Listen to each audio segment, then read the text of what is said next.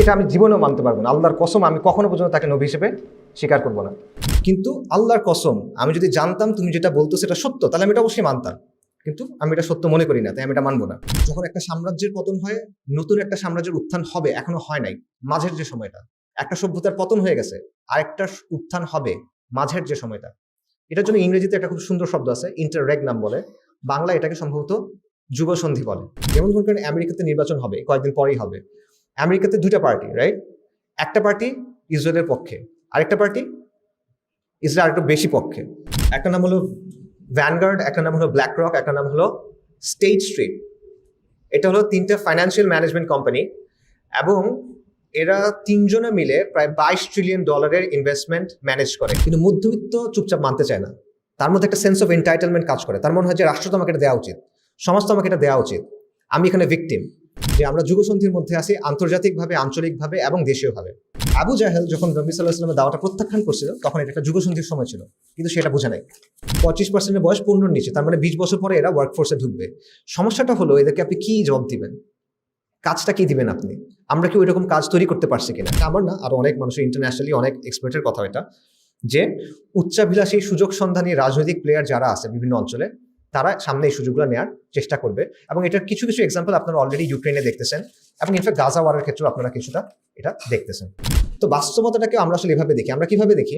আমরা দেখি আমার এনভায়রনমেন্ট, আমার অভিজ্ঞতা, আমার জায়গা থেকে। কিন্তু এটা আসলে ছোট একটা জায়গা, তাই না? আপনি একজন মানুষ, আমি একজন মানুষ, এই জায়গাটা দিয়ে কিন্তু পুরো পৃথিবীকে জাজ করা যায় না, কিন্তু আমরা এই কাজটাই করি। বিসমিল্লাহির রহমানির রহিম।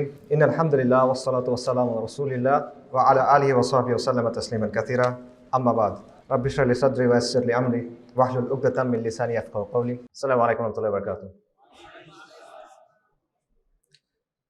আমর ইবনে হিশাম, আবু জাহেল, তার দুটা ঘটনা দিয়ে কথা শুরু করি।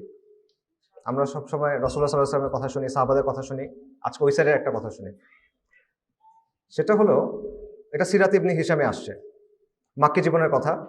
রাসূলুল্লাহ সাল্লাল্লাহু আলাইহি ওয়াসাল্লাম ওনার বাসায় রাত্রেবেলা সালাত আদায় করতেন এবং কোরআন তেলাওয়াত করতেন। তো কুরাইশদের বড় বড় নেতাদের মধ্যে কয়েকজন রাত্রেবেলা লুকায় লুকায় তার কাছে আসছে, বাসায় আসছে শুনতে রাসূলুল্লাহ সাল্লাল্লাহু আলাইহি ওয়াসাল্লাম কি বলেন। তিনজন আসছে, একজন আবু সুফিয়ান, একজন হলো আখনাস আস-সাকাফি, আরেকজন হলো আবু জাহেল। তো রাতে তারা শুনছে নবী সাল্লাল্লাহু আলাইহি ওয়াসাল্লাম কোরআন তেলাওয়াত করছে, পুরো রাত তারা তন্ময় হয়ে শুনছে, এবং একজন আরেকজনকে ওভাবে দেখে নাই। সকালবেলা তাদের দেখা হয়েছে যাওয়ার সময়। তো এই তোমরা এখানে কি করতেছো, তুমি এখানে কি করতেছো, একটা কেমন যেন একটা অবস্থা। তো তখন একটা বিব্রতকর অবস্থা, এবং তারা বেশ চোটপাট্টা করছে, এই সবাই যদি কেউ যদি দেখে ফেলে তাহলে কি হবে, আমরা এখানে আসছি, এরকম কিন্তু আর করা যাবে না। আচ্ছা করা যাবে না, আর কিন্তু কখনো হবে না, আর কখনো হবে না। পরের দিনও সেম ঘটনা, পরের রাতেও সেম ঘটনা, এবং তারপরের রাতেও সেম ঘটনা, পরপর 3 দিন। তো পরপর 3 দিন হওয়ার পর ওটা তো মানে খুব খারাপ অবস্থা। তখন তারা মানে একটা শপথ করছে যে ঠিক আছে, আমরা আর এরপরে এটা করবো না, আমরা মুহাম্মদের বাসায় সাল্লাল্লাহু আলাইহি ওয়াসাল্লাম এভাবে আর আসবো না। তো আখনাস আস-সাকাফি বলতেছে যে এরপর আমি আলাদাভাবে দুজনের কাছে গেলাম। কার কাছে? আবু সুফিয়ানের কাছে এবং আবু জাহেলের কাছে। তো আবু জাহেলের কাছে যখন গেলাম, তখন আমি গিয়ে বললাম যে মুহাম্মদ যেটা বলে সাল্লাল্লাহু আলাইহি ওয়াসাল্লাম, এটা নিয়ে তোমার অভিমতটা আসলে কি? তা আবু জাহেল বলতেছে যে দেখো, বনু মাখজুম হলো আবু জাহেলের গোত্র, আর বনু আব্দে মানাফ হলো নবী সাল্লাল্লাহু আলাইহি ওয়াসাল্লামের গোত্র।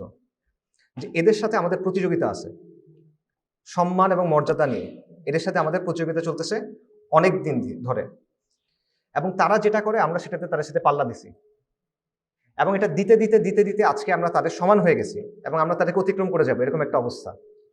আজকে বনু আব্দে মানাফ বলতেছে যে তাদের কাছে একটা নবী আছে, তার কাছে নাকি ওয়াহি আসে আসমান থেকে, তার কাছে আল্লাহ নাকি কথা পাঠাচ্ছেন। এটা আমি কেমনে ট্যাকেল করব? আমি আরেকটা নবী থেকে আনবো, আমি একটা ওয়াহি থেকে আনবো, আমি তো হেরে গেলাম। তো এটা আমি জীবনেও মানতে পারবো না, আল্লাহর কসম আমি কখনো পর্যন্ত তাকে নবী হিসেবে স্বীকার করবো না। এটা হলো আবু জাহেলকে নিয়ে প্রথম ঘটনা। সেকেন্ড যে ঘটনাটা, এটা আসছে মুগীরা ইবনে শুবা রাদিয়াল্লাহু আনহুর ঘটনা। উনি বর্ণনা করছেন, এবং ইমাম আল বাইহাকি এটা বর্ণনা আনছেন ওনার কিতাবে। এটা হলো যখন মুগীরা রাদিয়াল্লাহু আনহুর সাথে আবু জাহেলের প্রথমবার দেখা হয়েছে, নবী সাল্লাল্লাহু আলাইহি ওয়াসাল্লামের প্রথমবার দেখা হয়েছে, সেই ঘটনা।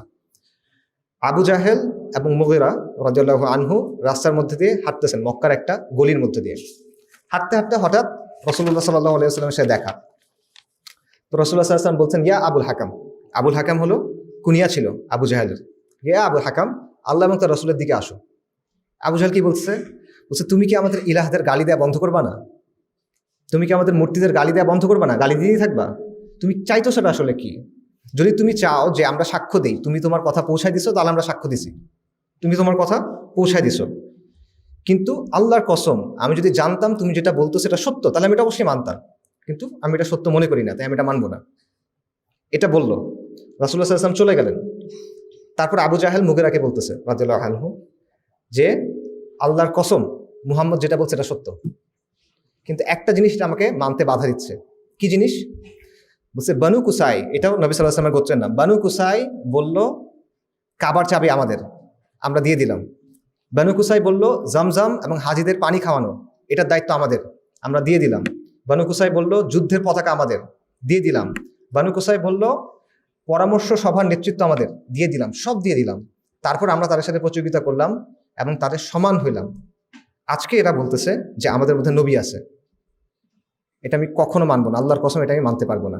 অর্থাৎ এই বর্ণনা অনুযায়ী আবু জাহেল জানতো যে নবী সাল্লাল্লাহু আলাইহি ওয়াসাল্লাম সে সাক্ষ্য দিয়েছে আল্লাহর কসম এটা সত্য, কিন্তু সে এটা মানতে পারে নাই। তো এই পুরো ব্যাপারটা থেকে এটা কেন বললাম, একটা শিক্ষা পাওয়া যায়। শিক্ষাটা হলো যে সত্যটা জেনেও সে সত্য গ্রহণ করে নাই কেন? এটার অনেক কারণ ছিল। কিবর ছিল, তার ভিতরে নানা বিষয় ছিল।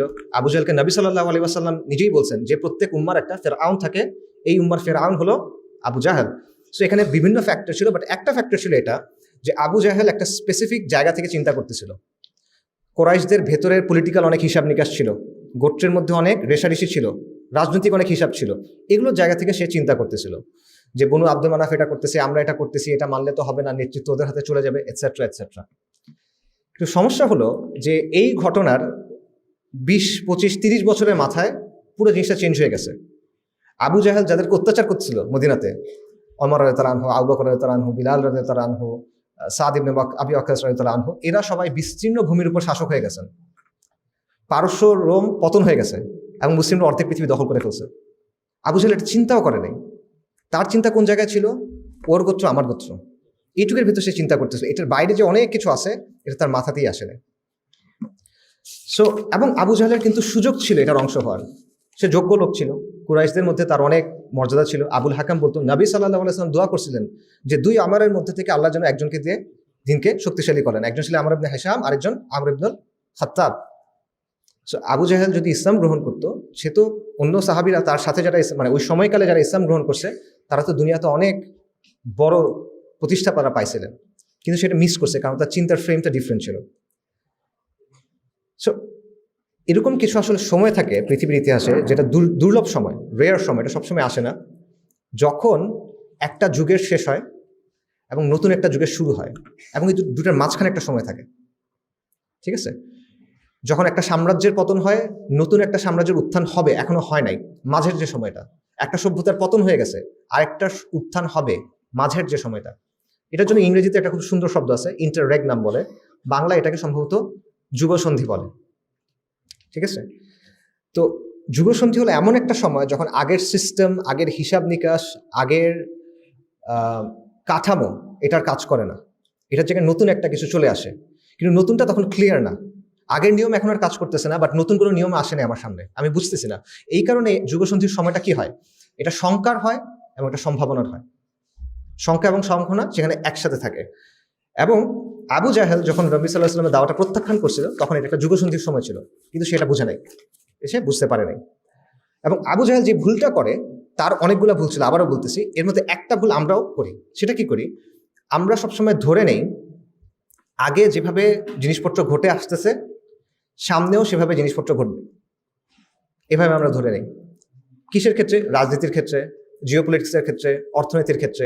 আমরা চিন্তা করে নেই যেভাবে আগে হয়ে আসতেছে গত 10 বছর, 20 বছর, 30 বছর, আগামীতেও একই রকম ঘটনা ঘটবে। এবং এটা আসলে একটা, এবং এটার হিসেবেই আমরা কি করি, আমাদের স্ট্র্যাটেজি ঠিক করি, আমাদের করণীয় ঠিক করি, আমাদের অ্যাসেসমেন্টগুলো আমরা করি যে ঠিক আছে আগে এরকম হয়ে আসছে, সামনেও এরকম হবে, তো এটার বেসিসে আমি আমার স্ট্র্যাটেজি, কৌশল, কর্মপন্থা এগুলো ঠিক করব।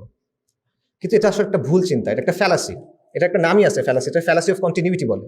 সহজভাবে বুঝেন, মনে করেন স্টক মার্কেটের একটা এক্সাম্পল দিই। মনে করেন স্টক মার্কেটে 5 বছর ধরে সব স্টকের প্রাইস 10% করে বাড়ছে, প্রতি বছর 10% করে স্টকের মূল্য বাড়ছে। এটার বেসিসে যদি আমি বলি, তার মানে হলো এখন থেকে প্রতি বছর এভাবেই প্রাইস বাড়তে থাকবে। এটা কি ভুল না সঠিক? ভুল। 5 বছর বাড়ছে তার মানে না এটা না যে পরেও বাড়বে, এটা চেঞ্জ হয়ে যেতে পারে, নানা কারণে চেঞ্জ হতে পারে। সো এই যে চিন্তাটা যে যেহেতু আগে 5 বছর বাড়ছে সারা জীবন এটাই হইতে থাকবে, এটাই হলো ফ্যালাসি অফ কন্টিনিউটি। আচ্ছা, তো এটার প্রবলেমটা কি হয়? প্রবলেম হলো একটা তো যে চেঞ্জ হয়ে যায়, আরেকটা হলো আপনি এক্সপেক্ট করেন না যে চেঞ্জ হবে, আপনার ধারণা নাই যে চেঞ্জ হবে। এই কারণে যখন চেঞ্জটা হয় আপনি অপ্রস্তুত, এবং আপনি তখন প্রতিক্রিয়া হিসেবে কিছু কাজ করেন, রিয়াকশনারি কিছু কাজ করেন, প্রোঅ্যাক্টিভ কোনো কাজ আপনি তখন করার সুযোগ পান না।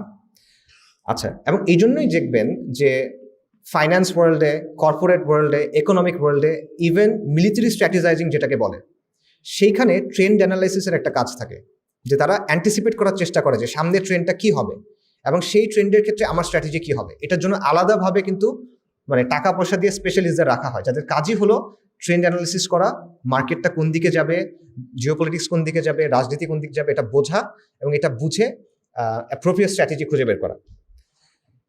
তো এই কাজটা এটা এই জন্যই স্পেশালিস্ট দিয়ে করতে হয়, কারণ মানুষ আসলে আমরা সাধারণত এভাবে চিন্তা করি না, মানুষ এটা মিস করে। একটা এক্সাম্পল দিই আবারও, রোমান সাম্রাজ্যের পতন বলা হয়, আনুষ্ঠানিক পতন বলা হয় 476 খ্রিস্টাব্দে। কিন্তু 476 খ্রিস্টাব্দে রোমের যারা মানুষ ছিল তারা কি বুঝছিল এটা পতন হচ্ছে? না, তারা বুঝে নাই। তারা মনে করছে যে এইভাবে রোমান সাম্রাজ্য আরো 1000 বছর থাকবে। তারা এটা চিন্তাই করে নাই যে এখন পতন হবে। এই ব্যাপারটা আমাদের সাথেও ঘটে, ঠিক আছে? আমরা ব্যাপারটা অনেকটা এরকম মনে করেন, এই রুমের সমান বিশাল একটা ছবি আছে, এই ছবির একটা বিন্দুতে আপনি জুম ইন করে রাখছেন, তখন কি আপনি বুঝতে পারবেন ছবিটা আসলে কিসের? পারবেন না, আপনাকে জুম আউট করতে হবে, অনেক দূরে আসতে হবে, তারপর আপনি বুঝবেন যে ছবিটা আসলে কি। তো বাস্তবতাটাকে আমরা আসলে এভাবে দেখি। আমরা কিভাবে দেখি? আমরা দেখি আমার এনভায়রনমেন্ট, আমার অভিজ্ঞতা, আমার জায়গা থেকে। কিন্তু এটা আসলে অনেক ছোট একটা জায়গা, তাই না? আপনি একজন মানুষ, আমি একজন মানুষ, এই জায়গাটা দিয়ে কিন্তু পুরো পৃথিবীকে জাজ করা যায় না, কিন্তু আমরা এই কাজটাই করি। এবং ইংরেজিতে একটা কথা আছে যে missing the forest for the trees, যে আপনি বন দেখতে গেছেন কিন্তু আপনি গিয়ে গাছ দেখতেছেন, গাছের দিকে অনেক বেশি ফোকাস। এই ফোকাস করতে গিয়ে কিন্তু আপনি বন দেখতে আসলে কেমন সেটা মিস করবেন। সেম সমস্যা জুম ইন করে রাখা। এত কথা কেন বলতেছি? এটা বলার একটা কারণ আছে। কারণটা হলো যে আমি একটা ক্লেইম করবো, আমি একটা প্রস্তাবনা দিব, এবং সেটার সাথে এই কথাগুলো রেলেভেন্ট। আমার প্রস্তাবনা হলো যে আমরা বর্তমানে একটা যুগসন্ধির মধ্যে আসি, এবং এটা দেশীয়ভাবে, আঞ্চলিকভাবে এবং আন্তর্জাতিকভাবে, ঠিক আছে? এবং এটা ফিউচার টেন্স না, এটা প্রেজেন্ট টেন্স, এই জিনিসটা চলতেছে অলরেডি। এবং যুগসন্ধির সময় যদি আসলে আমরা থাকি, তাহলে এখানে অনেক ইম্পর্টেন্ট কিছু ব্যাপার ট্যাপার আছে। যেমন মনে করেন, প্রথমত আমাদের চিন্তার ফ্রেমটা চেঞ্জ করার ব্যাপার আছে। আবু জাহেলের কথাটা আবার চিন্তা করেন, তার চিন্তার ফ্রেমটা ছিল কোরাইশের গোত্রীয় সংঘাত, এর ভেতর থেকে সে চিন্তা করতেছিল। তার চিন্তার ফ্রেমটা যদি ডিফারেন্ট হইতো, তখন সে একটা বিশ্বজয়ী সভ্যতার অংশ হতে পারত। কিন্তু তার বদলে তার স্থান হয়েছে কোথায়? বদরের কাছে কূপে, জাহান্নামে তার স্থান হয়েছে। আচ্ছা, এটা একটা বিষয়, চিন্তার ফ্রেমটা রিঅ্যালাইন করা বা চেঞ্জ করা। আরেকটা ইম্পর্টেন্ট বিষয় হলো যে এই টাইমটা, যুগসন্ধির যে সময়টা, এটা কয়েকটা জিনিস সাথে করে নিয়ে আসে। এর মধ্যে একটা জিনিস হলো আনসার্টেনটি, অনিশ্চয়তা। যেটা আগে চলে আসছে ওটা এখন আর চলবে না, আগের নিয়মগুলো এখন আর কার্যকর হবে না। তো এই জায়গায় আনসার্টেনটি চলে আসে, অনিশ্চয়তা চলে আসে। দ্বিতীয় যে বিষয়টা সেটা হলো ইনস্টেবিলিটি, অস্থিতিশীলতা। আবারও যেহেতু একটা গভীর পরিবর্তনের মধ্যে দিয়ে আপনি যাচ্ছেন, কাজেই আগের সিস্টেমটাও কাজ করতেছে না, এখানে অবশ্যই অস্থিতিশীলতা হবে। যখন একটা প্রতিষ্ঠিত শক্তি থাকে, সামরিক শক্তি, রাজনৈতিক শক্তি, যেটাই বলেন, এটার পরিবর্তে আরেকটা আসবে কিন্তু এখনো আসে নাই, এই সময়টাতে পরিবর্তনের একটা প্রক্রিয়া চলে, পুনর্গঠনের একটা প্রক্রিয়া চলে, এবং এই সময়টায় অরাজকতা থাকে, এই সময়টায় অস্থিতিশীলতা থাকে। সো যুগসন্ধি সবসময় অস্থিতিশীলতার সাথে করে নিয়ে আসে। পাশাপাশি কি নিয়ে আসে? অপরচুনিটি, এটা সুযোগ নিয়ে আসে। এটাই হলো নতুন কোনো সাম্রাজ্য তৈরি করা, নতুন কোনো সভ্যতা তৈরি করা, নতুন কোনো জীবন ব্যবস্থা তৈরি করা, নতুন যে কোনো কিছু গড়ার সবচেয়ে বেস্ট সময় এটা। রিস্ক আছে কিন্তু এটাই বেস্ট সময়। অন্য সময় আপনার জন্য অনেক কিছু সমস্যা থাকবে, এই সময়টাতে আপনি এমন সুযোগ পাবেন যেটা আপনি অন্য সময় পাবেন না। এবং পাশাপাশি আরেকটা জিনিস নিয়ে আসে, সেটা হলো রেসপন্সিবিলিটি, দায়িত্ব। কারণ অপরচুনিটি আছে, অপরচুনিটি মানে আছে দায়িত্ব আছে। আচ্ছা, সো আমি বললাম আমার দাবি এটা যে আমরা যুগসন্ধির মধ্যে আছি, আন্তর্জাতিকভাবে, আঞ্চলিকভাবে এবং দেশীয়ভাবে। এই জিনিসটা অল্প করে একটু দেখা যাক। আন্তর্জাতিকভাবে যদি আমরা দেখি, সবচেয়ে বড় যে পরিবর্তনটা আছে সেটা হলো ইউনিপোলার থেকে মাল্টিপোলার ওয়ার্ল্ডে শিফট করা। এটা আপনারা অনেকেই হয়তো শুনছেন যে বিশ্ব এককেন্দ্রিক ছিল, এখন এটা বহুকেন্দ্রিক বা মাল্টিপোলার হয়ে উঠছে। যে আমরা মোটামুটি সবাই জানি যে দ্বিতীয় বিশ্বযুদ্ধের পর পৃথিবীতে দুটো সুপার পাওয়ার ছিল, একটা হলো USA, United states of America, আরেকটা হলো ইউএসএসআর, সোভিয়েত ইউনিয়ন। এবং এটার মধ্যে একটা যুদ্ধ চলছে, স্নায়ু যুদ্ধ বলা হয় যেটাকে।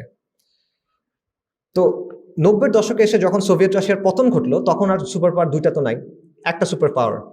তখন একটা ব্যাপার ঘটলো যে আমেরিকা যেটা বলে এটাই ঠিক, আমেরিকা যেহেতু বলছে এটা নিশ্চয়ই ঠিক এখন।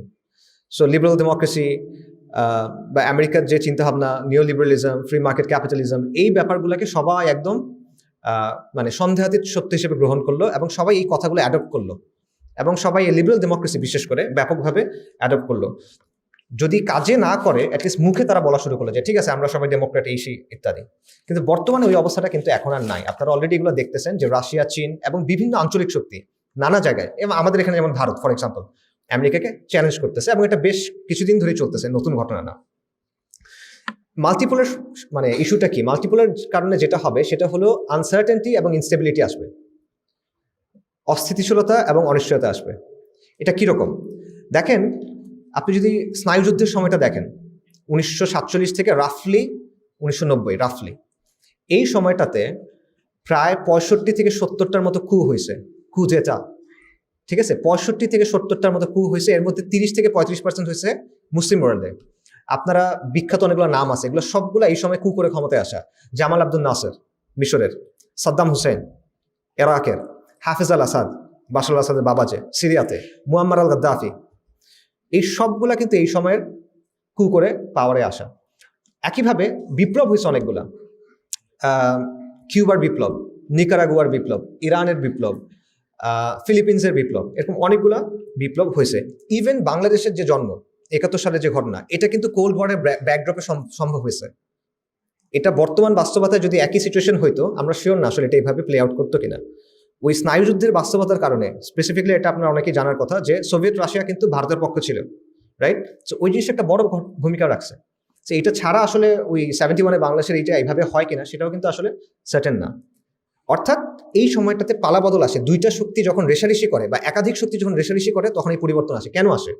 কারণটা হলো এই শক্তিগুলা প্রত্যেকটা জায়গায় গিয়ে প্রক্সি ওয়ার করে, যে এই জায়গায় গিয়ে আমি প্রভাব বিস্তার করতে চাই। সো সে যখন প্রভাব বিস্তার করতে চায়, সে ডিরেক্টলি বেশিরভাগ সময় আসে না। ডিরেক্টলি আসা মানে কি? তার সেনাবাহিনী, বিমান বাহিনী সবকিছু নিয়ে আসে, এটা তারা করে না। তারা কি করে? ওই জায়গার কোনো একটা গ্রুপকে সমর্থন দেয়। সো আমেরিকা কাউকে সমর্থন দিত, রাশিয়া কাউকে সমর্থন দিত, রাইট? এবং এটার মাধ্যমে তারা প্রভাব বিস্তার করার চেষ্টা করত। এবং এই যে ব্যাপারটা, এই ডাইনামিকটাকে কাজে লাগায় অপরচুনিস্টিক কোনো নেতা যদি থাকে, সুযোগ সন্ধানী কোনো নেতা, ডেয়ারিং কোনো নেতা, তারা এটাকে কাজে লাগায়, দেখা যেত ক্ষমতা দখল করে ফেলছে বা বিপ্লব করে ফেলছে। ওই জিনিসটা তাদের কাজে লাগতো, ওই এনভায়রনমেন্টটা, এই যে রেশারেশিটা, সেটা তাদের কাজে লাগতো।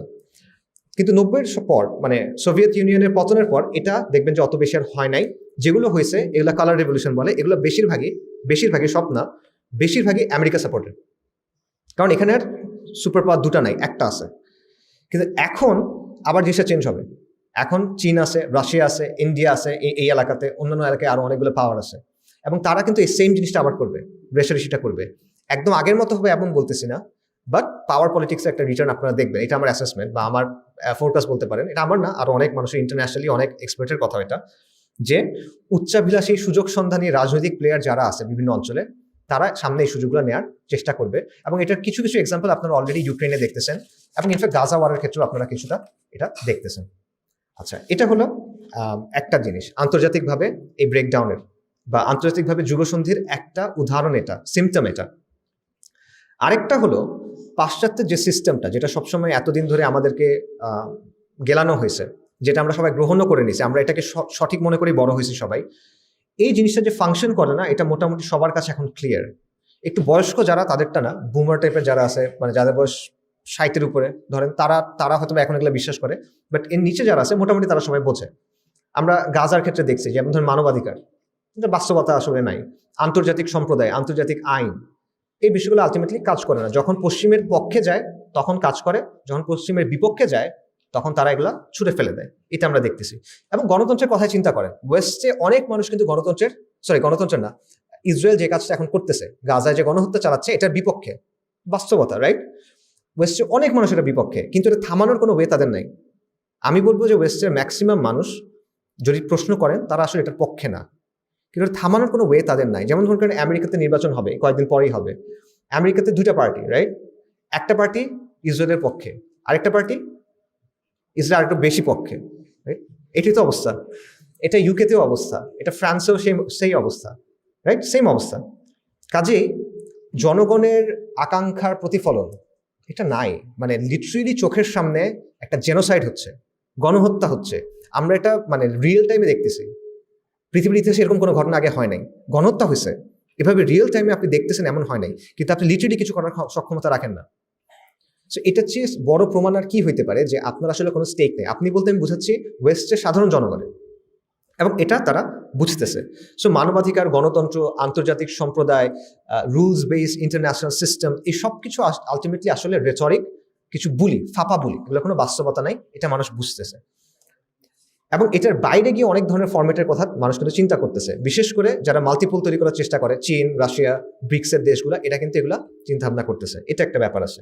এরপর দেখেন ডলারাইজেশন। আপনারা জানেন যে দীর্ঘদিন পর্যন্ত আন্তর্জাতিক যত ট্রেড হইতো, লেনদেন হতো, এটার মাধ্যম ছিল শুধুমাত্র ডলার, পেট্রো ডলার নিয়ে আলোচনা এক্সেট্রা অনেক কিছু আছে। এখন কিন্তু ডলারাইজেশন হচ্ছে, বিভিন্ন দেশ ডলার দিয়ে ট্রেড না করে নিজ নিজ কারেন্সিতে ট্রেড করতেছে।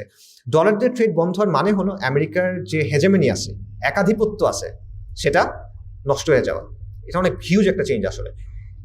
আচ্ছা, পাশাপাশি দেখেন ওয়েস্টের যে আদর্শগুলো আছে, মতাদর্শ যেগুলো তারা ফেরি করছে, যেগুলোর ভিত্তিতে আমরা তাদেরকে অনেক কিছু মনে করছি, সেগুলোর ব্যর্থতাগুলো পরিষ্কার মানুষের কাছে। যেমন ধরেন সেকুলারিজম আসছিল কেন? সেকুলারিজমের দাবি ছিল যে ধর্মের কারণে হানাহানি হয়, ধর্মের কারণে মতপার্থক্য শান্তিপূর্ণভাবে সলভ করার কোনো ওয়ে নাই, এইখানে সেকুলারিজম এসে যুদ্ধ থামাবে, শান্তি দিবে। সেকুলারিজম তো গত 100 বছর ধরে গালেব, বিজয়ী সব সেকুলার ব্যবস্থায়। যুদ্ধ কমছে না বাড়ছে? বাড়ছে। খালি বাড়ে নাই, হত্যার যে স্কেল, মানে হত্যার যে মাত্রা, এটার কোনো তুলনা পৃথিবীর ইতিহাসে নাই, পুরো ইতিহাসে নাই এই মাত্রার হত্যাযজ্ঞ। তাহলে এটা ফেল করে সেই জায়গায়। লিবারেলিজমের কথা দেখেন, লিবারেলিজম অধিকারের কথা বলে, রাইটস এবং স্বাধীনতার কথা বলে। তো অধিকারগুলো আলটিমেটলি কোন জায়গায় আসলে? আপনি কিন্তু অধিকার পাচ্ছেন না। বিশেষ করে আপনি যদি দেখেন, ওদের জন্য অধিকার আছে, আমাদের জন্য অধিকার নাই, তাই না? ইভেন আফ্রিকার গরিব মানুষ যারা কাফের, তাদেরও আসলে অধিকার নাই। এবং এই কথাগুলো তারা আমাদেরকে মানতে বলে, কিন্তু তারা নিজেরাও প্রপারলি মানে না। আবার যেটা করে, এটার প্রমাণ হলো গাজা, এটার প্রমাণ হলো কাশ্মীর, এটার প্রমাণ হলো উইঘুর, এটার প্রমাণ হলো আফ্রিকা, নানা জায়গায় এটার প্রমাণ আছে। সো আবার দেখেন, অধিকারের কথা বলে ওরা নানা ধরনের বিকৃতি আমাদের উপর চাপায় দেওয়ার চেষ্টা করে। সো এই জায়গায় দেখেন যে লিবারেলিজমের যে বক্তব্য বা বয়ান, সেটাও আসলে কিন্তু কাজ করে না, এবং এটাও মানুষের কাছে মোটামুটি ক্লিয়ার, অনেক মানুষের কাছে আগের তুলনায়। আবার দেখেন সাম্য এবং বৈষম্যহীনতার কথা তারা বলতো, যে আমরা মানুষের মধ্যে সাম্য আনবো, বৈষম্য কম থাকবে, এটসেট্রা এটসেট্রা। বাট রিয়ালিটিটা কি? হ্যাঁ, ঠিক আছে, আমাদের সবার হাতে হাতে এখন স্মার্টফোন আছে, মানুষের যে কেউ পর্নোগ্রাফি দেখতে পারে, ড্রাগ অনেক মানুষ সহজলভ্য, এটসেট্রা এটসেট্রা, এগুলো আছে। বাট আসলে কি সাম্য বা এরকম কোনো কিছু আসছে কিনা? মানুষ এখন ওয়েজ স্লেভ আসলে, মানে দিনের পর দিন, সপ্তাহের পর সপ্তাহ সে আসলে দাসের মতো খাটতেছে, গোলামের মতো খাটতেছে। এগুলো নিয়ে স্টাডি আছে যে পৃথিবীর ইতিহাস আসলে এই ধরনের এই রুটিনে কাজ করা এটা নর্মাল না কিন্তু। এবং এই জিনিসটা আমরা করতেছি, এবং কন্টিনিউয়াসলি আমাদের এগুলো পিছিয়ে ছুটতে হচ্ছে। এটা ছুটতে ছুটতে আপনার অন্য কোনো কিছুর দিকে তাকানোর সময় নেই। আচ্ছা, পাশাপাশি সাম্যের কথা চিন্তা করেন যে আমি আপনাদের পৃথিবীর সম্পদ, ম্যাক্সিমাম সম্পদ অল্প কিছু মানুষের হাতে চলে যাচ্ছে, এগুলো প্রমাণিত। এখন আমি আপনাদের 3টা কোম্পানির নাম বলি না, এটা ফেসবুক, অ্যামাজন আর গুগল না, এগুলো হচ্ছে বড় এবং পাওয়ারফুল কোম্পানি। এগুলোর নাম হলো, একটার নাম হলো ভ্যানগার্ড, একটার নাম হলো ব্ল্যাক রক, একটার নাম হলো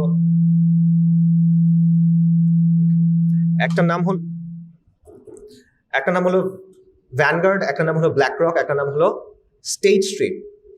এটা হলো 3টা ফাইন্যান্সিয়াল ম্যানেজমেন্ট কোম্পানি, এবং এরা 3জনে মিলে প্রায় $22 ট্রিলিয়ন ইনভেস্টমেন্ট ম্যানেজ করে। এটা কত বড় আমি বুঝাই। আমেরিকাতে একটা ইন্ডেক্স আছে, এটার নাম হলো S&P 500। আমেরিকার সবচেয়ে বড় 500টা কোম্পানি, তাদের মার্কেট পারফরমেন্স এটা চেক করে, ঠিক আছে? তো এই 500টা কোম্পানির মধ্যে এই 3টা মিলে $22 ট্রিলিয়ন, বাকি 497টা মিলে $38 ট্রিলিয়ন। 3টা মিলে 22, 497টা মিলে 38, অর্ধেকের চেয়ে বেশি। এটার মানে, এবং Apple, Microsoft, Google, Amazon, Nvidia, সবচেয়ে বড় বড় যে কোম্পানিগুলো আছে মানে মার্কেটে, এদের ম্যাক্সিমাম শেয়ার হোল্ডারের লিস্ট দেখেন, ভ্যানগার্ড, ব্ল্যাক রক, প্রথম 1টা এবং 2টা, প্রত্যেকটার ক্ষেত্রে। তো এটা মানে কি এটা দুনিয়া কন্ট্রোল করে না, এটা মানে এটা দুনিয়া কন্ট্রোল করে না, বাট এটার মানে হলো এটা কর্পোরেট ওয়ার্ল্ডটা কন্ট্রোল করতে পারে। কর্পোরেট ওয়ার্ল্ডের পলিসি কি হবে সেটা তারা কন্ট্রোল করতে পারে। এদের এক্সট্রিম পর্যায়ের মানি আছে যেটা দিয়ে তারা রাজনীতিকে এবং সমাজের নীতিকে প্রভাবিত করতে পারে।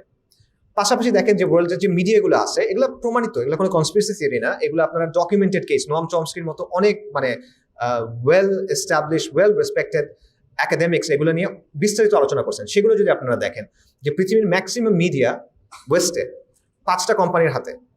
তা আপনি ব্ল্যাক রককে আনেন, এই 5টা কোম্পানিকে আনেন, এই 8টা এন্টিটি তারা একটা দেশের কতটা প্রভাব বিস্তার করতে পারবে? মানুষের জনমতের কথা চিন্তা করেন, নির্বাচনের ফান্ডিং এর কথা চিন্তা করেন, নির্বাচনের ক্যান্ডিডেটের কথা চিন্তা করেন, রাজনৈতিক দলগুলোর পলিসির কথা চিন্তা করেন। কেন দলগুলো চাইলেও আসলে ইসরায়েলের ব্যাপারে তাদের পলিসি চেঞ্জ করতে পারবে না? এইসব কারণে পারবে না, কারণ এই জিনিসগুলো অল্প কিছু মানুষের হাতে আছে এবং তারা এগুলো কন্ট্রোল করতে পারে। ঠিক আছে, সো এই অবস্থান থেকে আপনি আসলে কিভাবে বলেন যে আপনি ডেমোক্রেসির মাধ্যমে বা অন্য কোনো কিছুর মাধ্যমে ওই জায়গায় জনগণের ইচ্ছার আকাঙ্ক্ষার প্রতিফলন হবে? এটা হয় না, আসলে এটা বাস্তব না, এটা জাস্ট পসিবল না। আপনি এটা এক্সট্রিম লেভেলে ম্যানিপুলেট করা সম্ভব। আচ্ছা, সো ওয়েস্টে এই জিনিসটা আসলে ফেল করতেছে, এবং আবারও বলছি ওয়েস্টের অনেক এক্সপার্টস এবং একাডেমিক্স এই বিষয়গুলো নিয়ে আলোচনা করতেছেন। এরপর আসেন ক্লাইমেট ক্রাইসিস। ক্লাইমেট ক্রাইসিস মানে হলো এই যে পরিবেশগত যে বিপর্যয়টা, রাইট? আচ্ছা, মানুষ হাজার হাজার বছর ধরে সমুদ্র উপকূল থেকে মাছ ধরছে না? ধরছে। মানুষ হাজার হাজার বছর ধরে জঙ্গল থেকে গাছ কাটছে, সমস্যা হয় নাই। মাছের জায়গায় থাকছে, বনের জায়গায় থাকছে। বাট এখন কি অবস্থা? মাছের কলোনি উজাড় হয়ে গেছে, ডিফরেস্টেশন হচ্ছে। এটা কেন? কারণ ক্যাপিটালিজম আমাকে এমনভাবে গাছ কাটতে শিখাইছে যে এরপরে ওই বন আর দাঁড়াইতে পারে না। ক্যাপিটালিজম আমাকে এমনভাবে মাছ কাটতে শিখাইছে, মানে মাছ ধরতে শিখাইছে, যার ফলে ওই মাছের কলোনি আর নতুন করে ব্রিড করতে পারে না, একেবারে উজাড় হয়ে যেতে হয়। ঠিক আছে, সো একদিকে সে আপনাকে প্রগতির কথা বলতেছে, সমৃদ্ধির কথা বলতেছে, কিন্তু অন্যদিকে সে পরিবেশকে ধ্বংস করে দিচ্ছে, যে পরিবেশের উপর আপনি নির্ভরশীল, তাই না? সো যেখানে পরিবেশের সাথে সহাবস্থানের দরকার ছিল, সেখানে সে আপনাকে শিখাইছে পরিবেশকে ডমিনেট করতে। এবং এই ডমিনেট করা বা নিয়ন্ত্রণ করা, এটা একটা সময় পর্যন্ত ভালো কাজ করছে, বাট এটা সাস্টেইনেবল না, এই জন্য এটা কোলাপস করতেছে। এবং এখানে দেখেন ডাবল স্ট্যান্ডার্ড। তারা পরিবেশটাকে ধ্বংস করে পরিবেশটাকে ইচ্ছে মতো কাজে লাগায়, নিজেরা উন্নত হয়েছে। এখন আমাদেরকে এসে বলছে তোমরা এগুলো করতে পারবে না। মানে ওরা পুরো সুবিধাটা নিবে, সমস্যাটা আমাদের উপর। এবং এই যে জলবায়ু বিপর্যয় যেটা বলে, এটার সবচেয়ে বড় ক্ষতিগুলো কাদের জন্য? আমেরিকার জন্য তো না, ইউরোপের জন্য তো না, এগুলো হলো আমাদের মতো দেশগুলোর জন্য। Subcontinent, specifically subcontinent, Malaysia, Indonesia, এই টাইপের দেশগুলা। ওয়েস্ট কিন্তু এগুলার ভুক্তভোগী না। তো কাজেই এইরকম নানা দিক আছে, আমি আর যাচ্ছি না আন্তর্জাতিক পর্যায়ে।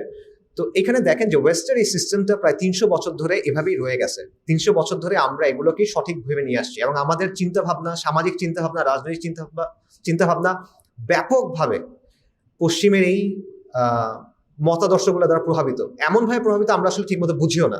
যেমন ধরেন আমরা রাজনীতিতে ডান বাম বলি, এই কথাটা কোত্থেকে আসছে? এটা আসছে ফ্রেঞ্চ রেভলিউশনের সময় থেকে। যে ফ্রেঞ্চ রেভলিউশনে একটা কনস্টিটিউয়েন্ট অ্যাসেম্বলি ছিল, একটা পরিষদ ছিল। পরিষদে মানুষকে মানে বিভিন্ন গ্রুপের লোকদেরকে বিভিন্ন দিকে বসানো হয়েছিল।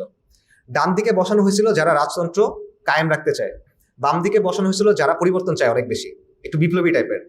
ঠিক আছে, এরপর থেকে যারা রক্ষণশীল তাদেরকে ডানপন্থী বলা হয়, যারা বিপ্লবী বা প্রগতিশীল তাদেরকে বামপন্থী বলা হয়। তো আমরা যখন ডানপন্থী বামপন্থী বলি, আমরা কিন্তু ওই ফ্রেমের ভিতর থেকে বলি। মানে আমি জাস্ট একটা এক্সাম্পল দিচ্ছি যে এই ওয়েস্টের হিস্ট্রি, ওয়েস্টের মতাদর্শ কত গভীরভাবে আমাদের চিন্তাকে প্রভাবিত করতেছে।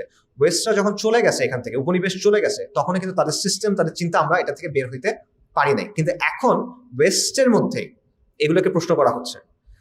তো সমস্যা হলো যে আমরা যেটা করি, আমরা ওয়েস্টের কপি করি, এবং এটা একটু ল্যাগ আছে কপি করার সময়। মনে করেন ওই যে অনেক সময় ভিডিওতে দেখবেন যে ভিডিও আগে যায়, অডিওটা একটু মিস হয়, 2-3 সেকেন্ড পেছনে থাকে। আমাদের অবস্থাটা ওই রকম। তো ওয়েস্টে যেটা এখন হয়, আমরা হয়তোবা 5 বছর 10 বছর পর এটা করি। তো এখন যেহেতু ওয়েস্টে বলতেছে, ধরুন 5-10 বছর পর দেখবেন যে আমাদের দেশে এটা ট্রেন্ডি হবে এই কথাগুলো বলা, বাট তখন দেরি হয়ে যাবে আমার মতে। সো ইবনে খালদুনের একটা কথা আছে যে সভ্যতার বা সাম্রাজ্যের একটা লাইফ সাইকেল আছে, তার জীবনের একটা চক্র আছে, তার উত্থান হয় এবং তার পতন হয়, বিভিন্ন চক্রের মধ্যে দিয়ে সে যায়। এবং পতনের আগের যে পর্যায়, এটা হলো অবক্ষয়ের একটা পর্যায়। তো ওয়েস্ট আসলে ওই পর্যায়টার মধ্যে আছে। এটা নিয়ে আমার একটা বই আছে, অবক্ষয়কাল, সেখানে শেষের অংশটা নিয়ে অনেক আলোচনা আছে, আপনারা কেউ চাইলে শুনতে পারেন, পড়ে দেখতে পারেন, সরি। আচ্ছা, আন্তর্জাতিক শেষ করি, এইতে চলে যাই, আঞ্চলিক ক্রাইসিসে চলে যাই। আঞ্চলিক ক্রাইসিস বলতে আমরা যে অঞ্চলে আছি এই অঞ্চলের ক্রাইসিস। এই অঞ্চলের ক্রাইসিস প্রথমত দেখেন হিন্দুত্ববাদী যে রাজনীতি, বিজেপি আগামী বছর তাদের 100 বছর পূর্তি হবে, তাদের ঘোষিত উদ্দেশ্য হলো অখণ্ড ভারত প্রতিষ্ঠা করা। আফগানিস্তান থেকে শুরু করে মিয়ানমার পর্যন্ত তারা এখানে অখণ্ড ভারত প্রতিষ্ঠা করবে। 100 বছর ধরে একটা রাজনৈতিক দল না, একটা সংগঠন কাজ করে যাচ্ছে, তাদের সাথে দল 2বার ক্ষমতায় আছে গত 10 বছর ধরে।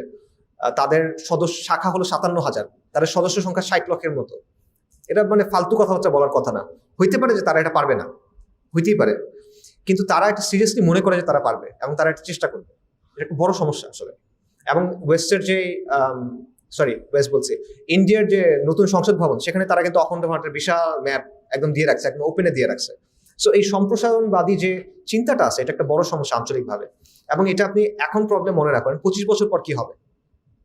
আরএসএস এর যারা প্রধান আছে, মোহন ভাগাবত, তার বক্তব্য বলে যে এই জেনারেশন বুড়া হওয়ার আগে এটা হয়ে যাবে। এবং সে বলছে যে আমরা গাড়ি ছেড়ে দিছি, এটা আমি আরো এক জায়গায় বলতেছিলাম, যে আমরা গাড়ি ছেড়ে দিছি অখণ্ড ভারতের, এই গাড়িতে কোনো ব্রেক নাই, খালি এক্সিলারেটর আছে, এটা আমরা চালায় যাব, এবং যদি এই স্পিডে যাই 20 থেকে 25 বছরের মধ্যে অখণ্ড ভারত প্রতিষ্ঠা হবে। আর যদি একটু জোরে চালাই তাহলে 10 থেকে 15 বছরের মধ্যে হয়ে যাবে। এটা সে বলছে 2022 সালে সম্ভবত। এবং সে বলছে আমরা জোরেই চালাবো, আস্তে চালাবো না। আচ্ছা, এটা দেখেন। এছাড়া দেখেন আরো অনেক ইস্যু আছে, যেমন ধরেন পানি নিয়ে একটা বড় সমস্যা আছে।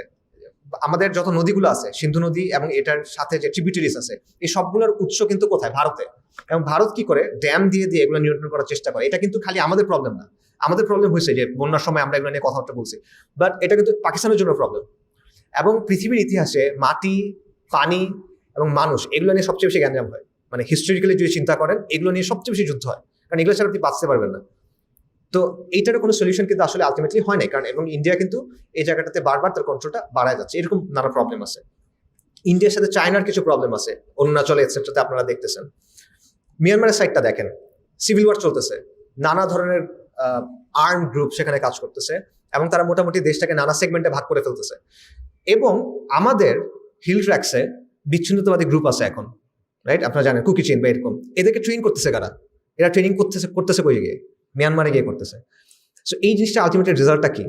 এটা যদি মনে করেন 20 বছর পরে এই জায়গাটা চেহারাটা আসলে কিরকম হবে। সো এই জায়গাগুলো কিন্তু আসলে বড় প্রবলেম।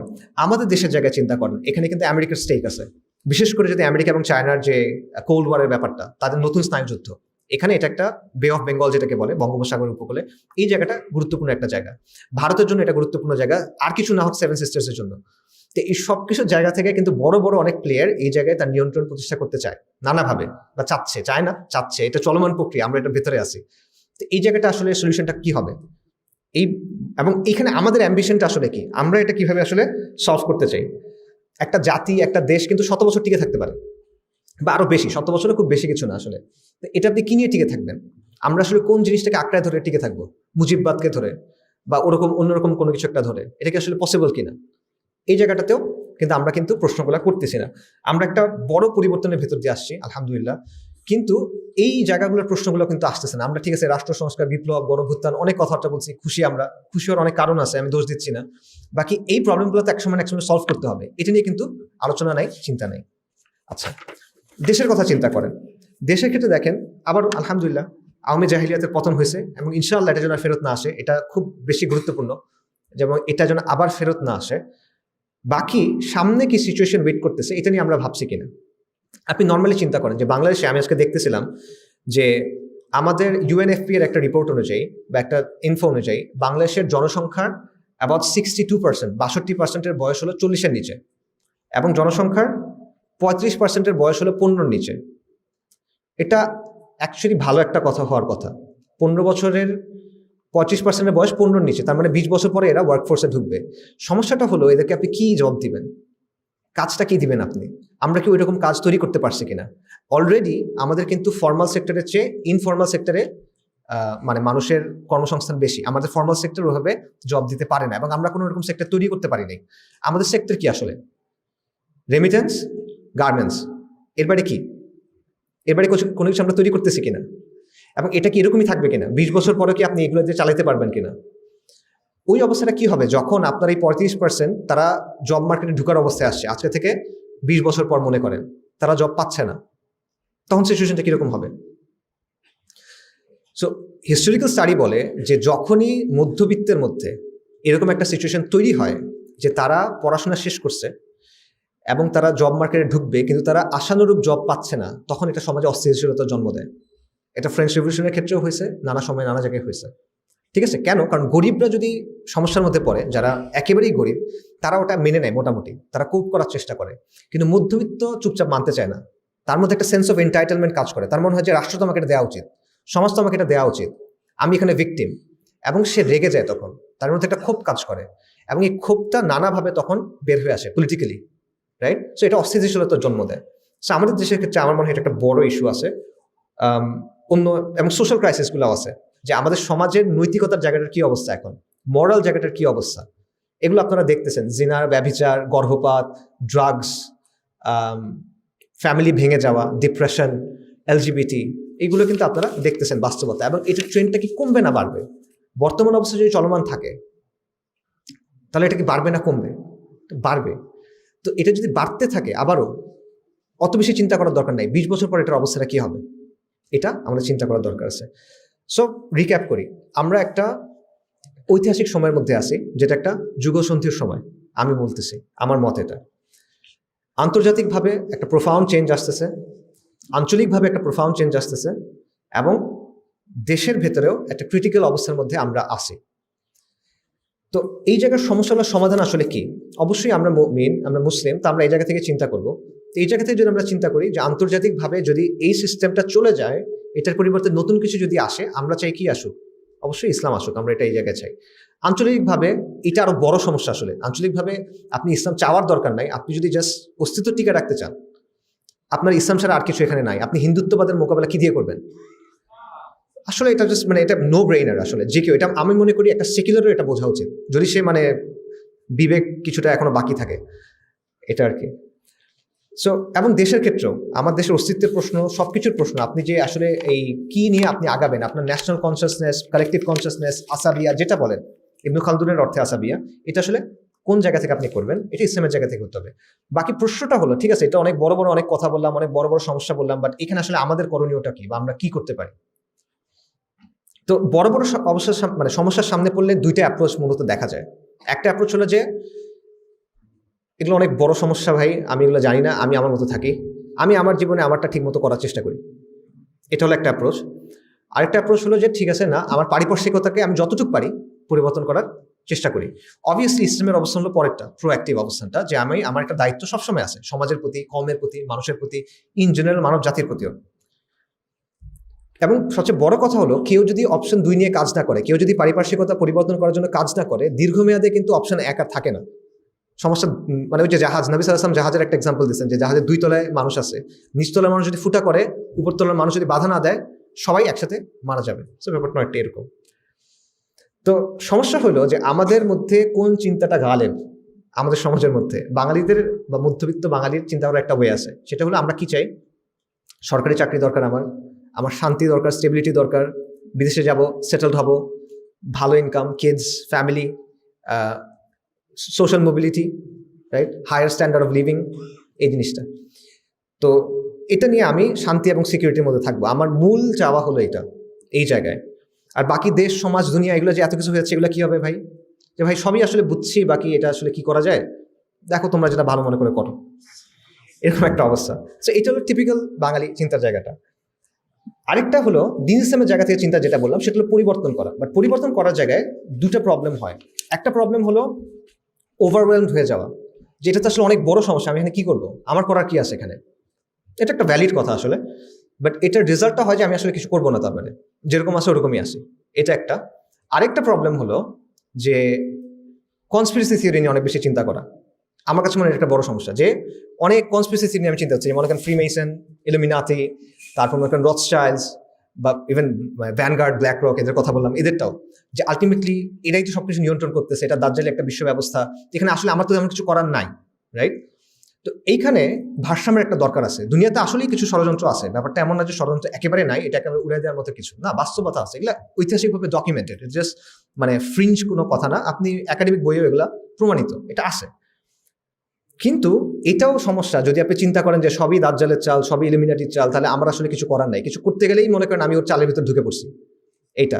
এবং যখনই কোনো কিছু আমি আমার হিসাবের মধ্যে ধরতে পারতেছি না, তখন আমি ধরে নিচ্ছি এটা নিশ্চয়ই ওদের একটা চাল। ব্যাপারগুলো আসলে এরকম না, ঠিক আছে?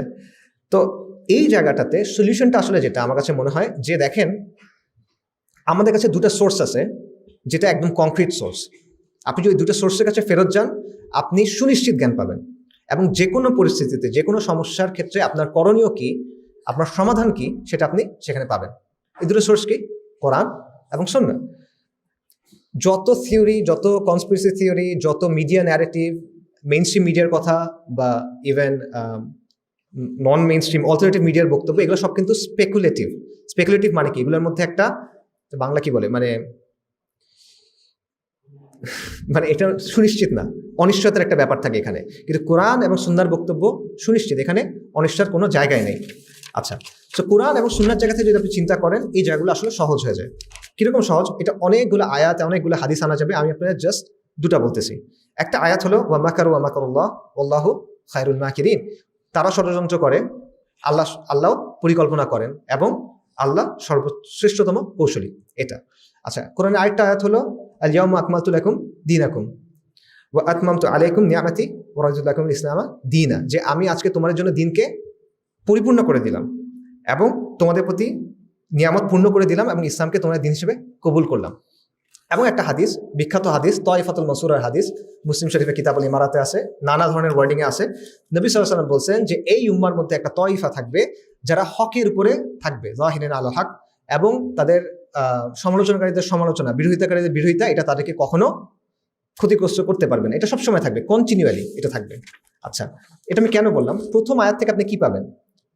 ওয়াল্লাহু খায়রুল মাকিরিন, তার মানে হলো ইলুমিনাটি বলেন, দাজ্জালের অনুসারী বলেন, বা যেটাই বলেন, তাদের পরিকল্পনা থাকবে, সমস্যা নাই। বাকি পরিকল্পনা শেষ পর্যন্ত কারটা বাস্তবায়ন হবে? আল্লাহ আযজা ওয়া জাল্লারটা, কোনো প্রশ্ন নাই। কনস্পিরেসি অনেক বড়, অনেক গভীর, অনেক সূক্ষ্ম। আল্লাহ আযজা ওয়া জাল্লার সামনে এটা কিছু না, মাকড়সার জাল, রাইট? আল্লাহ যেভাবে ঠিক করছেন সেভাবেই আলটিমেটলি এটা হবে। এই জিনিসটা আপনার একদম ইতমিনান থাকতে হবে নিজের মধ্যে, তাহলে আপনি কনস্পিরেসি থিওরির এই প্যারাটা থেকে কিছুটা হলে বাড়তে পারবেন। দ্বিতীয়টা হলো যে এই দিনটা আল্লাহ পূর্ণাঙ্গ করে দিয়েছেন কিয়ামত পর্যন্ত। তার মানে যেই সমস্যায় আসুক, যত বড় ক্রাইসিস আসুক, যত অন্ধকার আপনার সামনে আসুক, আলোটা আপনি এখান থেকে পাবেন। আপনার করণীয় কি হইতে হবে, আপনার কোন দিকে যাওয়া উচিত, কোন পথে যাওয়া উচিত, এই প্রত্যেকটা জিনিস আপনি কোরআন এবং সুন্নাহর মূলনীতির আলোকে পাবেন। অবশ্যই স্পেসিফিক্সে পার্থক্য হবে, স্পেসিফিকভাবে আপনি একটা ইনস্ট্রাকশন ম্যানুয়ালের মতো পাবেন না, বাট মূলনীতিটা, প্যারামিটারটা, সীমানাটা আপনি কোরআন সুন্নাহ থেকে পেয়ে যাবেন। এবং হাদিস থেকে যেটা আপনি পাবেন যে অবশ্যই আবারও যত ষড়যন্ত্র থাক, যত ফলস ফ্ল্যাগ, যত অমুকের এজেন্ট, তমুকের সৃষ্টি, এগুলো যত যাই বলেন, at the end of the day তয়ফাতুল মানসুরা কিন্তু থাকবে। এবং তয়ফাতুল মানসুরার বৈশিষ্ট্য কি সেটা বলে দেওয়া আছে, কিতাবুল ইমরান হাদিসেই বলে দেওয়া আছে কি কি বৈশিষ্ট্য থাকবে। সো কাদেরকে অনুসরণ করা উচিত, কোনটা ইতিহাসের মূল গতিপথ, এটা আপনি এখান থেকে জানতে পারবেন। সো যদি এভাবে চিন্তা করেন, ইনশাল্লাহ সমাধান পাওয়া যাবে। বাকি আপনার খুঁজতে হবে কোরআন এবং সুন্নাহর লেন্সে। আচ্ছা, তো এখন আমরা যাই যে ঠিক আছে, বুঝলাম, বাকি কনস্পিরেসি থিওরির বাড়িতে যাওয়া যাবে না, কাজ করতে হবে। কাজটা আসলে কিভাবে করতে হবে, বা আমার জায়গা থেকে আমি কি করতে পারি?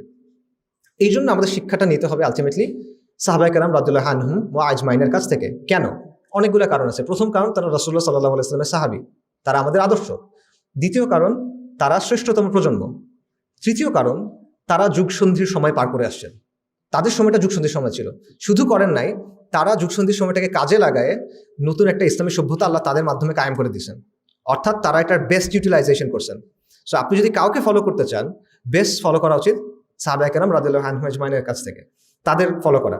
এবং তাদের চিন্তাটা কেমন ছিল, তাদের চিন্তার ওয়েটা কেমন ছিল, যে কোনো পরিস্থিতিতে তাদের চিন্তাটা ছিল যে এই ক্ষেত্রে, এই মোমেন্টে, এই পরিস্থিতিতে আল্লাহ এবং তার রাসূল সাল্লাল্লাহু আলাইহি ওয়াসাল্লাম কোন জিনিসটা পছন্দ করবেন। ঠিক আছে? এবং আরেকটা বিষয় দেখেন, এটা একটা বিখ্যাত হাদিস, আপনারা সবাই জানেন, দাজ্জালের ব্যাপারে একটা হাদিস আছে। নবী সাল্লাল্লাহু আলাইহি ওয়াসাল্লাম বলতেছেন, হাদিসের বক্তব্যটা এরকম যে দাজ্জাল পৃথিবীতে 40 দিন থাকবে। প্রথম দিন হলো একটা বছরের মতো, তারপরেরটা হলো একটা মাসের মতো, তারপরেরটা মনে হয় একটা সপ্তাহের মতো, আর বাকিগুলো হলো তোমাদের দিনের মতো। এটা একটা সুপার ন্যাচারাল টাইপের কথা, তাই না? মানে ব্যাপারটা আসলে কিরকম, খুবই বিচিত্র একটা বিষয়। এখানে আমরা হলে অনেক প্রশ্ন করতাম। সাহাবায়ে কেরাম কি প্রশ্ন করছেন? সালাতের কথা প্রশ্ন করছেন। সাহাবায়ে কেরাম জিজ্ঞেস করছেন যে যেই দিনটা এক বছরের মতো ইয়া রাসূলুল্লাহ, তখন আমরা কিভাবে সালাত আদায় করবো? আমরা এখন যেভাবে সালাত আদায় করি এভাবে করবো, নাকি অন্য কোনোভাবে? সো এখান থেকে কি বোঝা যায়, ওদের মেন্টালিটি, তাদের মাইন্ডসেটটা বোঝার চেষ্টা করেন। দেখেন, একটা হলো যে তাদের প্রথমত ইবাদত নিয়ে চিন্তা, যে আমার ইবাদতটা ঠিক রাখতে হবে। দ্বিতীয় হলো সালাতের গুরুত্ব, দাজ্জাল সেটা সে জানি না, আমার সালাত তো পড়তে হবে। তৃতীয় হলো আমি কি করতে পারি, এটা নিয়ে ওনার প্রশ্ন। ঠিক আছে, অনেক হিসাব মিলানোর প্যাচের মধ্যে যান নাই, আমার করণীয়টা কি ওই জায়গায় উনি চিন্তা করছেন, যে প্রথমে আমার সালাত পড়তে হবে, আমার ইবাদতটা ঠিক রাখতে হবে, এই জায়গায় ওনারা চিন্তা করছেন। তো এই জায়গাতে যদি আমরা চিন্তাগুলো করতে পারি তাহলে আমার মনে হয় এটা আমাদের জন্য বেটার। কেন বেটার? কারণ দেখেন, আমি অনেক বড় বড় অনেক সমস্যার কথা বলছি। এই সমস্যাগুলোর মোকাবিলায় আসলে আপনি কি করতে পারবেন, আপনি আপনার জায়গা থেকে আসলে কি করতে পারবেন? মনে করেন মোদি, হিন্দুত্বা, এটা নিয়ে আপনি কি করতে পারবেন? জায়নিস্টরা রেড হেফার, লাল গরু নিয়ে আসছে, ওরা আলাক্সা মসজিদ ভেঙে দিতে চায়, হাইকাল সুলাইমান তৈরি করতে চায়, আপনি কি করতে পারবেন? এখানে ডিডলারাইজেশন হচ্ছে, মাল্টিপোলার ওয়ার্ল্ড হচ্ছে, আপনার এখানে কি করার আছে? আসলে তেমন কিছু করার নেই আপনার এখানে, রাইট? তাহলে সাহাবায়ে কেরাম কি করছিল? সাহাবায়ে কেরামের সময় তো এই ঘটনাগুলো হচ্ছিল। একদিকে পারস্য এবং রোম ছিল, একদিকে কুরাইশরা ছিল, অনেক বড় বড় ঘটনা ঘটতেছিল, এবং এক পর্যায়ে সাহাবায়ে কেরাম এগুলার কিন্তু মেইন ক্যারেক্টার হয়ে গেছেন। তারা পারস্যকে হারাইছেন, তারা রোমকে হারাইছেন, তারা বাইতুল মাকদিসকে মুক্ত করছেন, তারা হিন্দ ফাতা করছেন, তারা অর্ধেক পৃথিবী জয় করে নিছেন, তারা দ্বীন ইসলামকে কায়েম করছেন, তারা এলায়ে কালেমাতুল্লাহ করছেন, কালেমাকে সবচেয়ে বেশি উঁচু করছেন। কিভাবে করছেন? শুরু করছেন কিভাবে?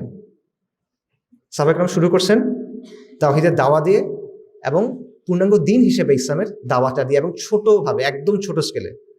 সাহাবায়ে কেরাম তো অনেক বিশাল গ্র্যান্ড স্ট্র্যাটেজি নিয়ে কাজ করছেন এমন না। মক্কাতে তারা দাওয়া পাইছেন, আশেপাশের সমাজের মধ্যে পাড়া মহল্লা গিয়ে মানুষকে দাওয়াত করছেন, এই জায়গা থেকে শুরু হয়েছে। নাকি অন্য কোনো কিছু ছিল? কোনো সিক্রেট প্ল্যান ছিল কিনা এখানে? গ্র্যান্ড স্ট্র্যাটেজি ছিল কিনা এখানে? না, এটি স্ট্র্যাটেজি, এটা আল্লাহ আযজা ওয়া জাল্লার স্ট্র্যাটেজি।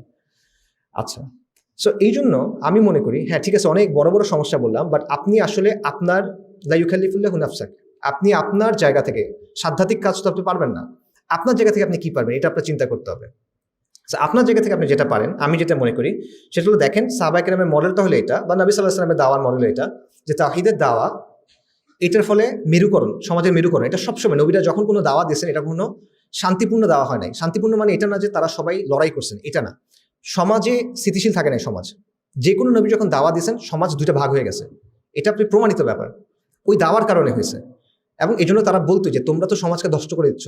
মুহাম্মদ সাল্লাল্লাহু আলাইহি ওয়াসাল্লাম ব্যাপারে কি বলতো? ভাইয়ে ভাইয়ে সমস্যা করে, পিতা এবং ছেলের মধ্যে সমস্যা করে, গোত্র এবং ব্যক্তির মধ্যে সমস্যা করে, যে সমাজে অরাজকতা করতেছো, অশ্লীলতা করতেছো। এটা বৈশিষ্ট্য সবার ক্ষেত্রে। তো এটা ওই মেরুকরণটার কথা আমি বলতেছি, যে তাওহীদের দাওয়ার রেজাল্ট হলো মেরুকরণ হবে। এবং তারপর যেটা হয়েছে, যে তারা একটা নিজস্ব ভূখণ্ড পাইছেন হিজরত করে মদিনাতে গিয়ে, আল্লাহ আযজা তাদেরকে ওখানে দিয়েছেন। এরপর আস্তে আস্তে আরব, জাজিরাতুল আরব, আরব উপদ্বীপ, এবং তারপরে পুরা বিশ্ব। এই তো সিম্পলি, এটা অনেক লম্বা আলোচনা করা যায়, বাট সিম্পলি ব্যাপারটা তো আসলে এরকমই। তো বর্তমান বাস্তবতা আমরা কি করতে পারি এই জায়গা থেকে, যদি আমরা চিন্তা করি সাহাবায়ে কেরামের জায়গা থেকে, আমাদের সমাজে, আমাদের প্রেক্ষাপটে আমাদের সীমাবদ্ধতা আছে অনেক, আমাদের অনেক আশঙ্কা আছে, এই সবগুলো জায়গা থেকে আমরা আসলে কতটা কি করতে পারি। এই জায়গায় আমি যেটা মনে করি সেটা হলো যে অবশ্যই এটাই তাওহীদের দাওয়া, এবং পূর্ণাঙ্গ দিন হিসেবে, ব্যক্তিগত পর্যায়ের কিছু হিসেবে না, পূর্ণাঙ্গ দিন হিসেবে, দিন ইসলাম, শরিয়া, এই সব কিছুর দাওয়াটা সমাজকে দেওয়া, রাইট? এবং এটার বেসিসে সমাজের সাথে এঙ্গেজমেন্ট। সেই এঙ্গেজমেন্টটা হতে পারে গ্রাসরুটস অ্যাক্টিভিজমের মাধ্যমে, সোশ্যাল অ্যাক্টিভিজমের মাধ্যমে, কমিউনিটি অর্গানাইজিংয়ের মাধ্যমে, এরকম নানাভাবে, এবং অবশ্যই ম্যান টু ম্যান দাওয়ার মাধ্যমে, ডেফিনেটলি। তো এই কথা হলো মানে কি, গ্রাসরুটস অ্যাক্টিভিজম, কমিউনিটি অর্গানাইজিং, এটা মানে কি? এগুলো মানে সোজা, মনে করেন হাসিনা যখন পালাইলো, কয়েকদিন ডাকাত পড়তেছিল না? আপনাদের এখানে পড়ছে কিনা জানি না, ঢাকাতে এটা অনেক হইতেছিল। তো ডাকাত যখন পড়তেছিল, এলাকা ভিত্তিক কিন্তু এলাকা প্রতিরোধ কমিটি তৈরি হয়েছিল, গণপ্রতিরোধ কমিটি তৈরি হয়েছিল। এটা হলো কমিউনিটি অর্গানাইজিং, সহজে বুঝেন, ঠিক আছে? এই কমিউনিটি অর্গানাইজিং আমরা কি করি? যখন ক্রাইসিস হয় তখন আমরা এটা করি, বাট এটা যদি আপনি সবসময় রাখেন, তখন আপনার কিছু শক্তি থাকে এলাকায়, সমাজের মধ্যে আপনার কিছু শক্তি থাকে, ঠিক আছে? এটা হলো একটা জিনিস। অ্যাক্টিভিজম কি? অনেক জটিল করে চিন্তা করার দরকার নেই। এটা হতে পারে নিজস্ব স্কুল, কলেজ, প্রতিষ্ঠান, পাড়া, মহল্লা, এই সবগুলো জায়গাতে বিভিন্ন ইস্যুর ভিত্তিতে, বিভিন্ন বিষয় ভিত্তিক আপনি কাজ করেন ইসলামের জায়গা থেকে, বিশেষ করে সমাজের সাথে, তরুণদের সাথে, এবং বিশেষভাবে সমাজের ওই অংশটাকে যারা দিন ইসলাম থেকে একটু দূরে আছে, যারা দিন ইসলামের মধ্যে আছে, যারা মনে করেন কোনো না কোনো সংগঠনের সাথে আছে, কোনো না কোনো ধারার সাথে আছে, বা তাবলিগে আছে, বা মাদ্রাসার মধ্যে আছে, তারা তো আপনার ভাই, সবাই ভাই, মুসলিমরা সবাই আপনার ভাই, বা তারা তো মনে করেন 80-90% বিষয়ে আপনার সাথে একমত। সে আপনার বিরোধিতা করবে না। মনে করেন ধরেন ইসলাম যদি কালকে কায়েম হয়ে যায়, সে বিরোধিতা করবে না, সে সবার আগে আসবে। কিন্তু ওরা যারা দূরে আছে তাকে আপনার বুঝাতে হবে। সো তাদের দিকে ফোকাস করে কাজকর্ম করা। সো এবং এই জায়গাগুলো দিনের জায়গা থেকে সমাধান দেওয়া, জামাতবদ্ধভাবে থাকা, নিজের স্কিল ডেভেলপ করা। তো আমি অনেক বড় সমস্যার কথা বলছি, সমাধান হলো অনেক ছোট, এবং অনেক গ্ল্যামার নাই, গরম নাই, খুব ঠান্ডা একটাই, রাইট? তো আমি এটা কিভাবে বলতেছি? এবং কনফিডেন্সের সাথে কেন বলতেছি, কনফিডেন্সের কারণটা হলো এটা যে আমি যখনই দেখতেছি নবী সাল্লাল্লাহু আলাইহি ওয়াসাল্লাম কি করছেন, সাহাবায়ে কেরাম কি করছেন, তারা শুরুটা কিভাবে করছেন, আমি দেখছি শুরুটা তো আসলে এভাবেই হয়েছে। আপনি যেভাবেই দেখেন আলটিমেটলি আর কোনো অপশন কিন্তু নেই, তারা কিন্তু এভাবেই শুরু করছেন, একদম নিজ পাড়া মহল্লায় দাওয়া দিয়ে আসলে তারা শুরু করছেন। সো আপনি যদি তৃণমূল থেকে গ্রাসরুটস থেকে শক্তিটা তৈরি করতে পারেন, আপনি যদি সামাজিক শক্তিটা অর্জন করতে পারেন, এটা যে কোনো গ্র্যান্ড স্ট্র্যাটেজি লাগবে, আমি এটা অস্বীকার করতেছি না। একটা দীর্ঘমেয়াদী পরিকল্পনা লাগবে, বা যে কোনো পরিকল্পনার প্রথম ধাপ পূর্ব শর্ত হলো এই জিনিসটা, এটা ছাড়া আপনি পারবেন না। আপনি বিচ্ছিন্ন মানুষ, আপনি বিচ্ছিন্ন জমায়েত, বা আপনি উদ্দেশ্যহীন জমায়েত, আপনি অদক্ষ জমায়েত, এগুলো দিয়ে হবে না। আপনার খুব স্পেসিফিক একটা ধরনের কালেকটিভ শক্তি লাগবে, যেটা ছাড়া আপনি আসলে এই প্রবলেমগুলো মোকাবেলার জন্য খেলাতে ঢুকতেই পারবেন না। আসলে ঢুকতে হলে এটা লাগবে, এটা পূর্ব শর্ত, ঠিক আছে, প্রি কন্ডিশন বলতেছি আমি। সো এবং এটা শুধুমাত্র নবী সাল্লাল্লাহু আলাইহি ওয়াসাল্লামের এটা না, যত তাজদীদি দাওয়া আছে, আন্দোলন আছে, সবগুলোর ক্ষেত্রে আপনি দেখেন ব্যাপারটা এভাবেই হয়েছে। প্রথমে তাওহীদের দাওয়া, মুসলিমদের ইসলাহ করা, তারপর তাজদীদ, তারপর তামকিন। এটা কমন প্যাটার্ন আপনারা দেখবেন। সৈয়দ আহমেদ শহীদের যে আন্দোলন দেখেন, মোহাম্মদ আবু ওয়াহাব রাহিমাহুল্লাহ ওনার যে আন্দোলন এটা দেখেন, নাইজেরিয়া বা সুদানের ওই জায়গাটাতে শেখ উসমান বিন ফুদি রাহিমাহুল্লাহ ওনাদের যে আন্দোলনগুলো দেখেন, এরকম অনেক আন্দোলন আছে যেটাতে একই প্যাটার্ন, তাওহীদের দাওয়া, সমাজের সংস্কার, ইসলাহ করা, তারপর তাজদীদি আন্দোলনে পরিণত হওয়া, তারপর তামকিন, আল্লাহ চাইলে তামকিন দিচ্ছেন, প্রতিষ্ঠা দিচ্ছেন তাদেরকে ভূমিতে। এই প্যাটার্নেই কিন্তু আগাইছে। আচ্ছা, সো আমি জানি যে যখন এই বিরাট বিরাট অনেকগুলো কথা বললাম, তারপর আমি বললাম যে ঠিক আছে, এটা সলিউশন হলো দাওয়া করা, অ্যাক্টিভিজম করা, কমিউনিটি অর্গানাইজিং, তখন এটা আপনার কাছে অনেক ছোট মনে হতে পারে যে এত বড় জিনিসের সমস্যা লোকালি দাওয়া করে, লোকালি কাজ করে কিভাবে সলভ হবে। বাট আপনারা রাসূলুল্লাহ সাল্লাল্লাহু আলাইহি ওয়াসাল্লামের কথা আবারও চিন্তা করেন, আমি বারবার এই কথাটা বলছি, নবী সাল্লাল্লাহু আলাইহি ওয়াসাল্লামের কথা চিন্তা করেন। এই দাওয়াটা যেটা পুরো পৃথিবীকে, আলহামদুলিল্লাহ পুরো পৃথিবীতে ছড়াই গেছে, অর্ধেক পৃথিবী আমিরুল মুমিনিন ওমর ইবনুল খাত্তাব রাদিয়াল্লাহু তাআলা আনহুর সময়ে বিজয় হয়ে গেছে। সেটা কিভাবে হয়েছে? এটা শুরুটা কোথায় হয়েছে? মক্কার ছোট ছোট ঘরে ঘরে, তাই না, পাড়া মহল্লায়, অলিতে গলিতে, এই জায়গাটাইতে হয়েছে। তো এই বিষয়টা মাথায় রাখা, এবং আধুনিক বিশ্ব সেকুলার ওয়ার্ল্ডেও আসলে এরকম অনেকগুলা এক্সাম্পল আছে। সো আমার ভাইরা এটা বোঝা দরকার যে আমরা আসলে একটা সন্ধিক্ষণে দাঁড়ায় আছি। পুরনো যে পৃথিবী আছে এটা মারা যাচ্ছে, এবং নতুন একটা পৃথিবী জন্ম নেওয়ার জন্য সংগ্রাম করতেছে। এবং এই সময়টা হলো পথিকৃতদের জন্য, এটা হলো অগ্রপথিকদের জন্য, যারা নতুন করে পথ খুঁজে বাইর করবে, যারা নতুন পথ চলবে এবং অন্যদেরকে পথ দেখাবে, এবং যারা পুরনো পথের জঞ্জালগুলো সাফ করে দিবে। তখন এই জায়গায় এই সন্ধিক্ষণটা আপনার সামনে একটা প্রশ্ন নিয়ে আসছে যে আপনি কি নিষ্ক্রিয় হয়ে থাকবেন, আপনি কি দর্শক হয়ে থাকবেন, নাকি আপনি ভবিষ্যতে স্থপতি হবেন। এবং এই ভবিষ্যৎটাকে গড়ার কাজটা কোথায় হবে? এটা কি সচিবালয়ে হবে কিনা, এটা কি মন্ত্রণালয়ে হবে কিনা, এটা কি ভোট কেন্দ্রে হবে কিনা? না, এটা হবে আপনার পাড়ায়, আপনার মসজিদে, আপনার মহল্লে, আপনার ক্যাম্পাসে, এটা মানুষের মধ্যে হবে। এবং আপনার কাজটা হইতে হবে স্থানীয়ভাবে, কিন্তু আপনার চোখটা থাকতে হবে গ্লোবালি, বৈশ্বিকভাবে। আপনি এখানে কাজ করবেন, এই মাটি এবং মানুষের সাথে লেগে থাকবেন, কিন্তু আপনার চোখ থাকতে হবে কুদসের দিকে, আল কুদসের দিকে, বাইতুল মাকদিসের দিকে। এবং এই চিন্তা নিয়ে, এই ভিশন নিয়ে, এই স্বপ্ন নিয়ে, পূর্ণাঙ্গ দিনকে নিয়ে আপনি যদি কাজ করেন, তাহলে সামাজিক শক্তি অর্জন করেন তৃণমূলে কাজ করে, তখন এই ব্যাপারটা শুধু এটা হবে না যেটা ছোট ছোট কিছু কাজ আপনি করতেছেন, বরং এটা হবে আগামীর বিপ্লবের বীজ বোনা। ঠিক আছে? সো প্রশ্ন এটা না যে দাওয়ার মাধ্যমে, অ্যাক্টিভিজমের মাধ্যমে আসলে সমাধান হবে কিনা। প্রশ্নটা হলো আপনার যে দায়িত্ব আছে, এটা দায়িত্ব আপনি পালন করবেন কিনা। আপনি কি নিষ্ক্রিয় থাকবেন, নাকি আপনি উদ্যোগী হবেন। যুগ সন্ধি আপনার জন্য যে দায়টা নিয়ে আসে, এই দায়টা আপনি গ্রহণ করবেন কিনা। আমরা কি ইতিহাসে ওই প্রজন্ম হিসেবে পরিচিত হব যে যারা ধ্বংস দেখছে, নিষ্ক্রিয় থাকছে, যারা দেখছে সবকিছু ক্ষয় হয়ে যাচ্ছে, কিন্তু সে নিষ্ক্রিয় থাকছে, সে তার নিজের জীবন নিয়ে ব্যস্ত হয়ে থাকছে, নাকি আমরা ওই প্রজন্মটা হবে যারা নতুন করে কিছু গড়ার কথা চিন্তা করছে, দ্বীনের জন্য, কওমের জন্য, মানব জাতির জন্য। পরিবর্তন সম্ভব, এটা আল্লাহ আযজা ওয়া জাল্লা আমাদেরকে দেখাই দিয়েছেন চোখের সামনে। আমাদের চোখের সামনে আল্লাহ দেখাইছেন, এই আমাদের বাংলাদেশেই দেখাইছেন, এই কয়েকদিন আগেই দেখাইছেন যে পরিবর্তন সম্ভব, যেখান থেকে আপনি চিন্তা করেন নাই, এই জায়গা থেকে পরিবর্তন সম্ভব। পরিবর্তনের ক্ষেত্র আবারও আসবে, পরিবর্তনের সুযোগও আবারও আসবে। আপনি তখন প্রস্তুত থাকবেন কিনা, এই জায়গাটাই হলো প্রশ্ন। আপনার ভূমিকা তখন কি হবে, আমার ভূমিকা তখন কি হবে। আমি কি প্রস্তুত থাকবো কিনা, আমি কি নিষ্ক্রিয় দর্শক হয়ে থাকবো, নাকি আমি অ্যাকচুয়ালি খেলার ময়দানে নামবো। এই প্রশ্নটা আমি মনে করি আমাদের জন্য, আমাদের প্রজন্মের জন্য ঈমানের প্রশ্নের পরে সবচেয়ে গুরুত্বপূর্ণ প্রশ্ন। এই প্রশ্ন নিয়ে আমাদের সবার চিন্তা করা উচিত। ওয়া আখিরু দাওয়ানা আলহামদুলিল্লাহি রাব্বিল আলামিন। আসসালামু আলাইকুম ওয়া রাহমাতুল্লাহি ওয়া বারাকাতুহু।